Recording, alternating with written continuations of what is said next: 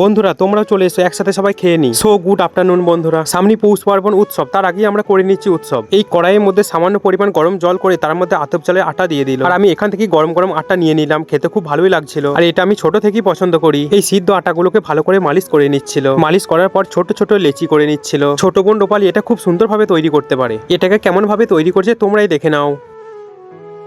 দেখো বন্ধুরা, এটা কত সুন্দর হয়েছে। এই কাঁচাটাই আমি এখন খেয়ে নিলাম। এই পিঠা তৈরি করতে অনেকটাই টাইম লাগে, প্রায় 40 মিনিট পর আমাদের সমস্ত পিঠা তৈরি হয়ে গেছে। বোন এখন ফুটন্ত গরম জলের মধ্যে সিদ্ধ করে নেবে। জলও ফুটতে শুরু করে দিয়েছে, আর বোন একে একে সব পিঠাগুলো দিয়ে দিল। এই ফুটন্ত জলের মধ্যে 10 মিনিট পিঠাগুলোকে রেখে আবার ঠান্ডা জলে দিয়ে দিল। ঠান্ডা জলের মধ্যে মিনিমাম 5 মিনিট রাখার পর আবার তুলে নিল। এই আটার মধ্যে আমি কি তৈরি করেছি বলো তো বন্ধুরা, কি হতে পারে এটা?